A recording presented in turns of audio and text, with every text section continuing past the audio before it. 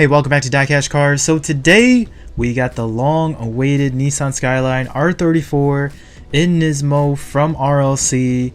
Just 2 weeks out from the date that we got in there and ordered this bad boy. It is in the mail. So I wanted to go through, do an in-depth review of the car and give a quick comparison with the other three RLC R34s that have already been released. So I said long awaited, guys. I have personally been waiting for this car to release since I've seen leaked pictures out last year from T-Hunted.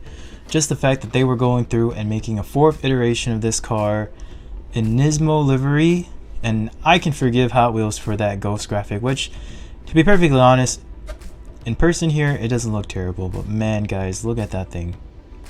I mean, it shines, guys.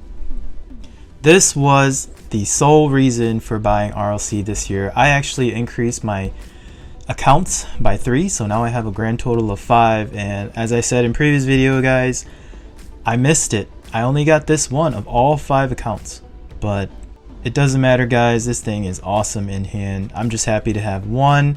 I also do have 2 more on the way. I bit the bullet. I went on eBay, threw out some best offers, and actually came away with 2 for about $80 shipped, so really not bad. I mean, if you missed the boat from RLC, I mean, don't be afraid to just go and check eBay, throw some offers out there, because there's plenty of people who have these that they bought them with the sole intention of selling them. So and in all honesty, the market is pretty flooded with them right now. I mean, you can scroll for about 2 minutes on eBay. That 30,000 quantity, guys, that's a pretty high number. A lot of people have multiple accounts. A lot of people bought multiples. So these are going to be sitting out of the market for a little bit. People are going to start to get a little bit antsy. You know, these just kind of sitting in their inventory. So again, don't be afraid to throw some offers out there. You'd be surprised on what people would expect.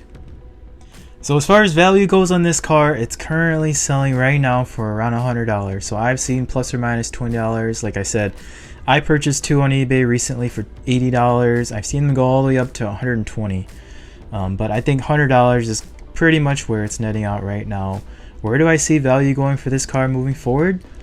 Honestly, guys, I do feel like we're going to see a dip coming, because just talking to some of my buddies who ordered multiples, they've only gotten maybe a third or up to about a half of what they purchased, which to me, that means that there's still potentially maybe 1 or 2 more waves of shipments that still need to come out from Mattel. Basically, that means that as flooded as the market is now, it's going to flood even more. So this Skyline really does remind me of its close counterpart that released just last year, the Chrome 2000 GTR, which was also out of a quantity of 30,000. And the pricing for this car pretty much did the same thing. It shot up to about $100 when it was released. There was a lot of hype, a lot of anticipation. It dropped as low as about $160, more towards like the first quarter of this year. And then right now it's right back up to $75 a piece. Maybe in anticipation, or just as folks are starting to get in their Nismo R34s, they're looking for this car to pair it. So in similar fashion, I feel like this Chrome R34 is going to take that same path. As far as pricing goes, it's $100 right now. Give it a couple of weeks. I really do believe that it's going to come down a bit. Maybe not quite $75, but in that $85 to $90 range. But don't be discouraged, because that dip in price is going to shoot right back up. So my prediction for this car, guys, and again, take this with a grain of salt, because like, I am not a financial advisor. I'm not a wizard. I can't tell the future, guys. But my thought for this car is that as soon as all the folks who bought these cars with the sole intention to sell it, once they deplete their inventory, guys, this car is going to go straight to the collectors. The collectors are going to be after it. The prices are going to start to go up. Again, as flooded as the market is now, just give it some time. Eventually, this car will start to go up in value. And I personally think that it is going to slide right above the purple membership R34. That car currently right now goes for about $170, $180. And in all honesty, it's unknown how many of these exist out there.